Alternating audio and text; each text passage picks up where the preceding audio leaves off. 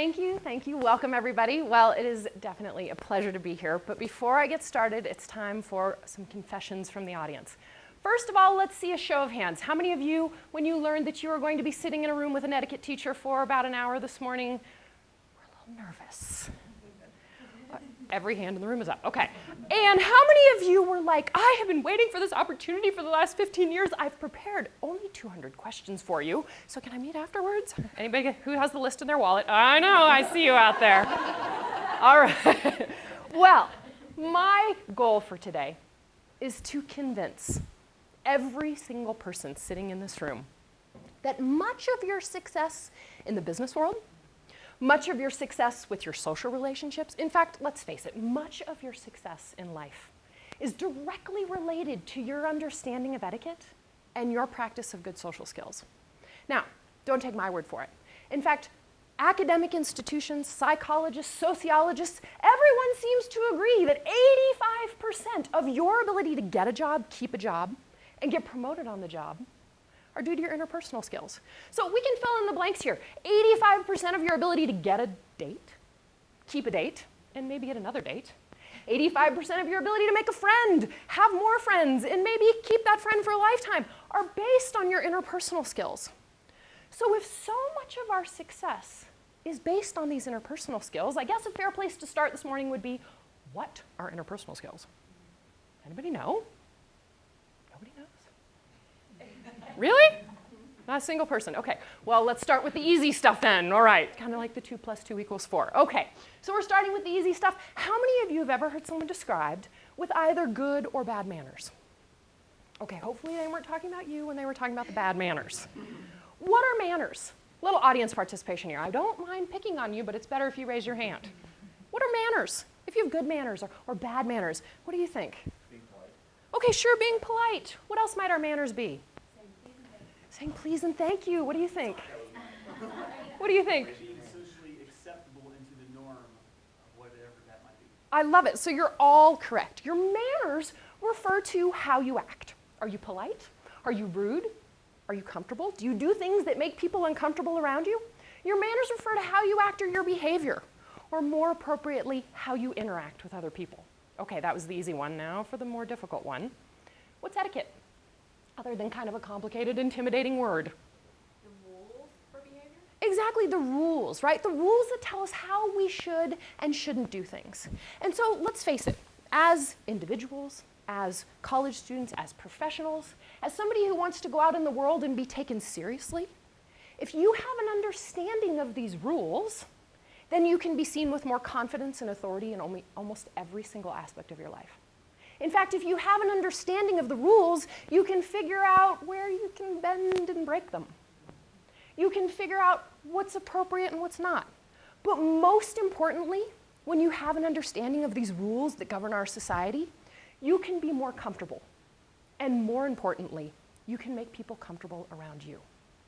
So with that said, I can assure you that the things that we are going to talk about today, you will use every single day for the rest of your life. Quite possibly several times a day. But before we do this, I want to talk a little bit about the history. In fact, everything we're going to talk about today is rooted in some sort of historical significance. So let's talk a little bit about the history. Who is this gentleman? Anybody know? Somebody the other night said Blackbeard. No, it's not Blackbeard. Who might this be? Anybody have a guess? King Henry. King Henry, you are on the right track. Oh. Louis XIV. Louis XIV was king of France. Oh, good one. All right, excellent. And Louis XIV lived in Versailles. Excellent. Yes, well, we got world travelers here. Anybody here ever been to Versailles? Oh, lots of you. Okay, so what is Versailles known for?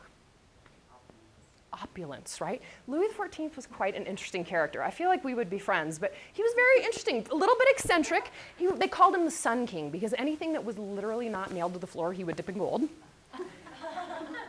He had these wonderful gardens. He was very proud of his lavish, beautiful palace and his amazing gardens. And as a good king would do, he would throw lots of parties. Well, sure enough, his party guests would have a little too much fun at the party. And they would step on the perfectly manicured lawns, and they would throw things in the fountain, and they would pick the flowers and give them to their dates. And as you can imagine, this infuriated the king. He was like, I can't believe people would do this? So he went to his gardener, and he said, what are we going to do about this? They're ruining my gardens. And the gardener said, I'll take care of it. I'm going to put up signs that say etiquette, spelled a little differently than we know it today. But it literally meant keep off the grass. So of course they put all these signs up, and what did the party guests do? Ignored the signs. They continued to trample on the grass and throw things in the fountain, and the king was beside himself. He said, I can't believe people don't know how to act. I'm so upset by it. I'm going to make the rules of etiquette. And if you want to be a guest at my party, you have to follow these rules of etiquette. Well, this became so popular, they started putting these rules of etiquette on anything. So if you got a speeding ticket or a jaywalking ticket or any kind of citation, you could flip it over, and there on the back were the rules of etiquette. When you should appear in court, what you should wear, how you should address the judge, all the things that you should and shouldn't do so that you could be a functioning member of society. So one thing is certain.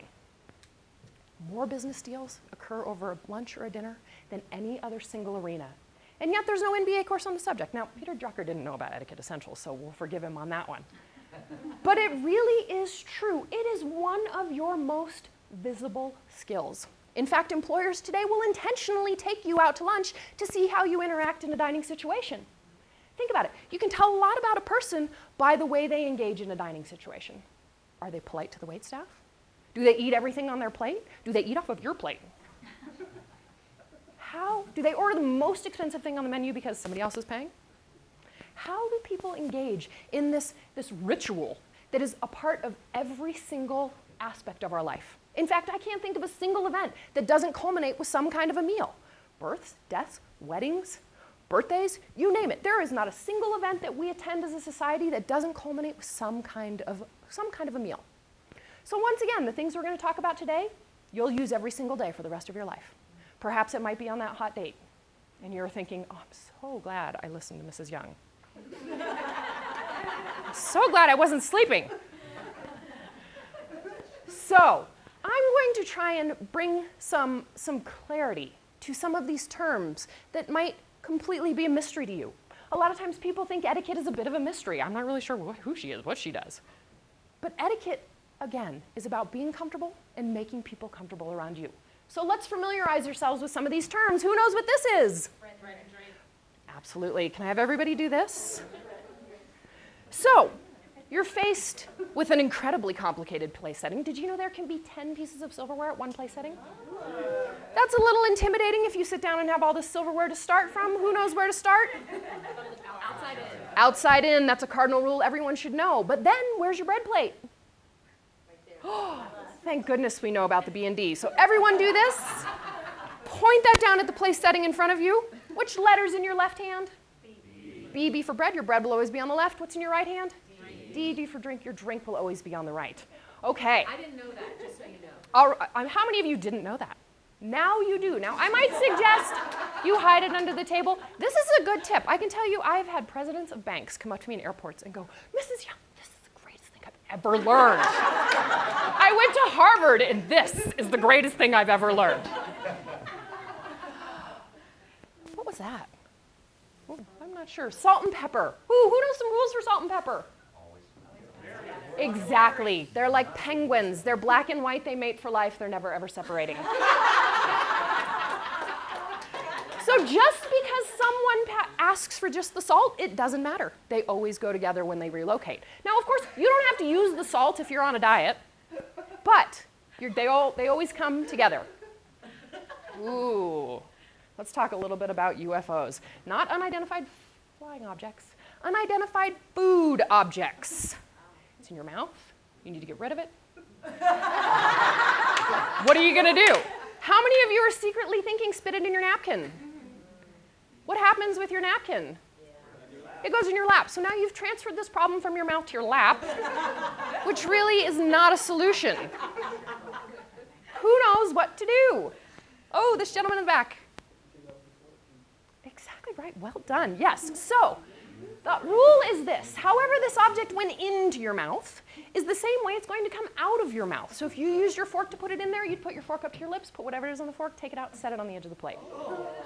What do you do if this thing in your mouth, you don't think that you can successfully get it onto the fork and onto your plate without it falling off, rolling across the table, leaving a little slug trail?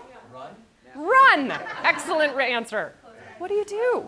Excuse yourself. Yeah, excuse yourself. Okay, exactly, you excuse yourself. Now, I had a very wise gentleman the other day raise his hand and say, wait a minute, isn't that bad manners to talk with food in your mouth? Are we all in agreement it's bad manners to talk with food in your mouth? Can I see you?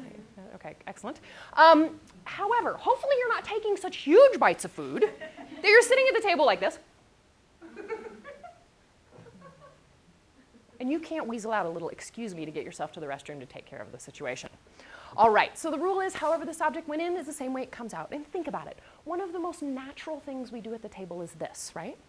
So if you have something in your mouth that shouldn't be there, and you do this to get rid of it, chances are people won't realize what's happening, versus people are gonna, what is she pulling out of her mouth? What's going on over there? All right, and last but not least, quite possibly the most overlooked, underappreciated forms of etiquette on the entire planet. If you ever get married, you will once again say, God, Mrs. Young was right. People don't do it. Now, I have one very simple question in relation to RSVPs for you. How many of you enjoy being invited to things? If your hand is up, that is your solemn plea that you will always, under every single circumstance, RSVP for the event. Now, does anybody know what RSVP means? Or it's an acronym? Répondez s'il vous plaît, because it comes from Louis XIV in France, right? Most of the etiquette that we practice today comes from France. So, répondez s'il vous plaît. Now, this does not mean, hey, if you think you might come or you're considering it or sounds like a cool party, consider calling me. No. RSVP means you need to call your host or hostess if you're coming or if you're not coming, right? In other words, communicate. It's the secret to success in all things in life. But make sure you do so in a timely fashion. So my advice would be, if you get an invitation in the mail, immediately RSVP, right? Okay, well, let's see, it's next Tuesday, or it would probably be 3 weeks from now, right? On a Tuesday, oh, my calendar's free. I'm gonna write it in my calendar. I'm gonna immediately RSVP, because if I set that invitation down in my stack, what happens? I forget about it. And then the day before the event, oh, I totally forgot to RSVP to that party. I'm RSVPing parties tomorrow. Is that okay? No, the whole purpose of an RSVP is to give your host or hostess a little bit of advance notice of who's coming to the party. Let me give you a perfect scenario. I go to your house for dinner. You are a very gracious host.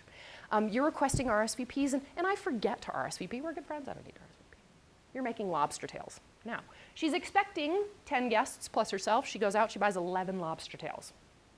I show up, now there's 12 people. One of two things is gonna happen. My host or hostess is going to either give me her lobster tail because she wants to provide for her guests, or she's gonna say, you know what, God, I didn't know you were coming and I'm really sorry, you can eat rice. We have rice.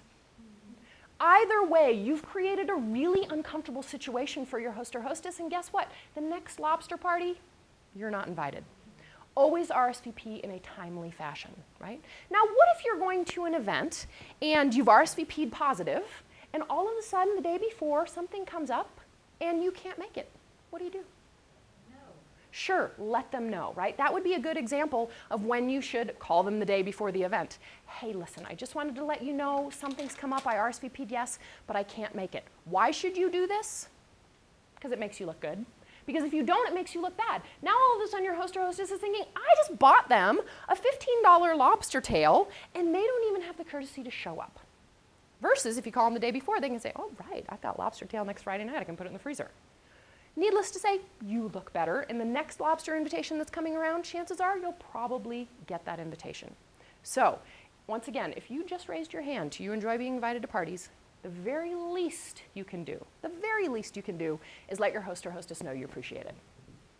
So with that said, I want everybody to do this. I know, it's bad body language, that's okay. You know, this is comfortable, isn't it? It's kind of like an old shoe, our go-to place. You know, some of the things that we've talked about today are comfortable, like an old shoe, our go-to place. Things that we do every day. I shake hands with people in the morning every day. I eat breakfast with my family every day. I go out to very fancy dinners every day. Now I want you to take this cross and I want you to change it. Ooh, it's awkward, isn't it? It's uncomfortable, it's not right.